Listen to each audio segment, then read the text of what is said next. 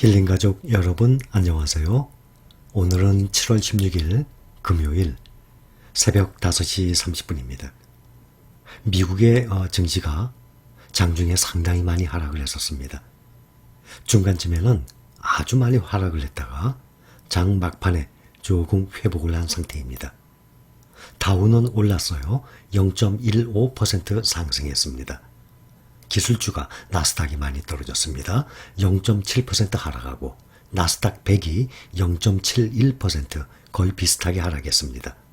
1% 이상까지 하락을 했었거든요. S&P 500은 0.33% 하락을 했습니다. 필라델피아 반도체 지수가 아주 폭락을 하다시피 3%까지 하락을 했다가 마감을 마이너스 2.17% 하락을 했습니다. 또 팡플러스주가 0.91% 하락을 했어요. 오늘처럼 이렇게 하락폭이 좀 컸을 때 레버리지 말씀을 드렸죠. 레버리지 같은 경우는 거의 3배 가까이 하락을 하거든요. QQQ가 나스닥이 0.7% 하락하듯이 똑같이 0.7% 하락했습니다. 그거의 3배 레버리지는 TQQQ 2.07% 하락을 했어요. 또 팡플러스주의 FNGS가 0.91% 하락하니까 FNGU는 무려 3.29%씩이나 하락을 했습니다. 또 필라델피아 반도체 SOXX 2.22% 필라델피아 반도체 지수가 가장 많이 하락했거든요. 2.22% 하락하니까 3배 레버리지 SOXL은 무려 6.5%나 하락을 했습니다. 한 번에 하루에 한 종목이 6%씩이나 하락한다면 상당히 큰 것 아닙니까? 이것이 레버리지라는 것이 많은 사람들이 착각을 해요. 만약에 10,000원에서 50% 떨어졌어요. 그럼 5,000원이죠? 다시 50% 올라가면 될 것 같죠? 아니에요. 100%가 올라가야 되기 때문에 그 원리 때문에 이 레버리지나 인버스가 위험하다는 거예요.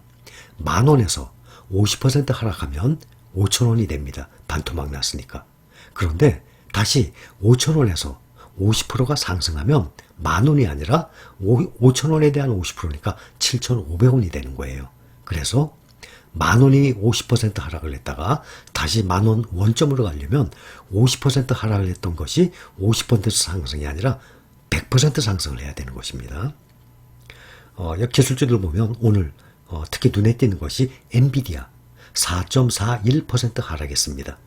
엔비디아가 참 잘 올라갔었는데 급락을 했어요. TSMC도 마찬가지예요. 엔비디아가 4.41% 하락을 하고 트위터가 3.13% 하락했습니다. 팡플러스주 대장주 중에서는 이 두 가지가 눈에 띄게 가장 많이 하락을 했어요.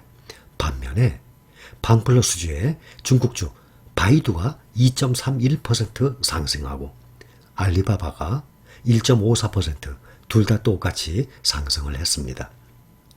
반도체 지수 중에 TSMC가 가장 많이 하락을 했어요. 5.51% 하락했습니다. 그러면 엔비디아와 TSMC가 미래 성장성 또 매출에 4% 5%씩이나 하락할 이유가 있습니까? 전혀 그런 게 없거든요. 그러면서 하루에도 이렇게 오르내립니다. 매출이 TSMC가 2분기 매출이 사상 최대라고 나왔습니다. 발표했어요. 매출의 순이익률이 무려 36%예요. 이 정도면요 엄청난 순이익률이에요. 우리 삼성전자의 2배 이상이에요. 스마트폰용 반도체, 또 컴퓨터와 서버용 반도체, 그것이 거의 80% 매출이에요. TSMC는 주로 매출 지역이 미국이 한 3분의 2 정도 됩니다.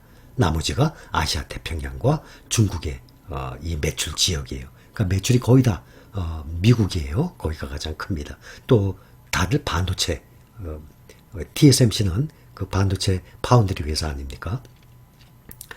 특히 나스닥 지수가 거의 한 달 만에 상당히 많은 폭으로 급락을 한 상태예요. 제가 매일 아침 4시 반에 일어나면 5시 마감하기 전까지 30분 동안에 국내 뉴스는 별로 없어요. 미국의 뉴스들을 봅니다.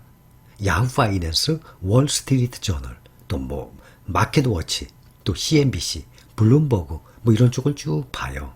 보면은 특별히 여러분들과 공유를 해야 될 만한 내용이 있으면 당연히 공유를 하죠. 그래서 보는 이유니까. 그런데 보면 특별한 이유 없었어요. 그런데 코로나 이 변이 확산 우려 이것 큰 것입니다. 예, 이 이유가 큰 것입니다. 또 미국의 휘발유 재고가 증가하고 있어요. 왜냐하면 중국의 분기 성장률이 둔화한 것이에요. 1분기에는 중국의 성장률이 GDP가 국내 총생산이 18.3% 엄청난 거예요. 10% 넘어가는 나라가 극히 드물거든요. 1992년에 통계 집계를 시작을 했어요. 중국에서. 약 30년 만에 최고치 기록했어요. 1분기에 18.3%. 그런데 이번 2분기에는 7.9%. 보통 중국이 6%에서 10% 사이의 성장률을 보이고 있거든요. 이 정도면 세계 최고의 성장률이에요. 근데 지난 분기에는 30년 통계 집계 이후에 최고치를 올렸었거든요. 그런데 휘발유 재고가 미국에 재고 증가하는 것, 중국의 분기 성장률이 점점 둔화하니까 유가 하락에 그 압력을 가중시키는 것이죠. 중국이 세계에서 가장 많이 석유 수입하는 이 원유 수입하는 나라예요. 그래서 전기차 쪽에 아주 목숨을 걸다시피 하고 정부에서 지원을 하는 것입니다. 말씀을 드렸듯이 일반 내연기관차는 실력이 모자라요. 수준이 모자라요. 그래서 중국제 자동차는 팔리질 않아요. 세계적으로. 그런데 지금 이제는 전기차 시대가 도래를 합니다. 앞으로 10년 동안 폭발적인 성장을 이룹니다. 그래서 중국에서는 이번에는 그 비싼 유가 기름도 아끼고 안 쓰게 될 것 아닙니까? 전기차니까. 그리고 이 기회에 전기차, 반도체 굴기처럼 전기차 굴기를 하자라고 지금 밀고 나가고 있는 것입니다. 주간 실업 수당 청구 건수 항상 일주일에 한 번씩 말씀드려요. 지난주에는 약 38만 명, 38만 3천 명인가 그랬어요. 그런데 이번에는 36만 명으로 작년 코로나 팬데믹 이후에 최저 지수로 수치로 나왔어요. 청구 건수가. 이번에 제롬 파월 미국 연준 의장이 회의에 나와서 뭐라고 얘기했냐면 높은 수준의 인플레이션이 장기간 지속되지는 않을 것이라고 말을 했어요. 그리고 테이퍼링을 시행하기 전에 시장에 충분한 신호를 주겠다. 이것은 그동안 계속 몇 번째 반복했던 말입니다.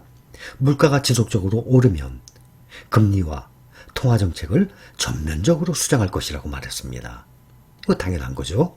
그런데 제 생각에도 당연히 앞으로 테이퍼링 이제 실행을 하게 되고 금리 오르게 됩니다. 그러면 일시적으로 주가가 10% 이상도 하락할 수 있어요. 1년에 주가가 10%씩 하락하는 경우는 상당히 많이 나옵니다. 몇 번씩 나와요. 역사적인 반복이에요. 그 다음이 어떻게 됐냐가 중요하죠. 그 다음이 어떻게 됐습니까? 알고 계시죠?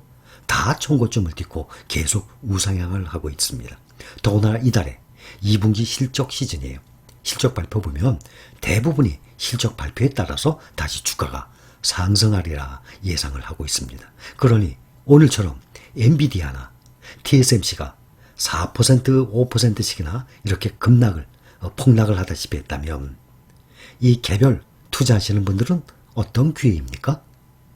매수 할머니 모셔올 기회죠. 그런데 그 매수 말씀을 듣듯이 가지고 있는 능력 한도 내에서 한 번에 다 사면 절대 안 됩니다. 왜냐하면 오늘 이렇게 떨어진 것이 내일 또 떨어질 수 있는 것 아닙니까? 그것을 항상 생각을 하셔야 됩니다. 오늘 아침 모닝 브리핑은 여기까지만 하고 이것이 오늘 금요일이죠. 우리나라에 특히 반도체주에 아마 영향을 좀 미칠 것입니다. 그러나 여러분들은 하루하루의 주가의 오르내림의 멘탈이 항상 나날이 강해졌으면 하는 마음이에요. 또 저의 목표입니다. 여러분들 멘탈을 강하게 만들어 드리는 것이 저의 목표입니다. 자, 오늘 모닝 브리핑 여기까지입니다. 감사합니다.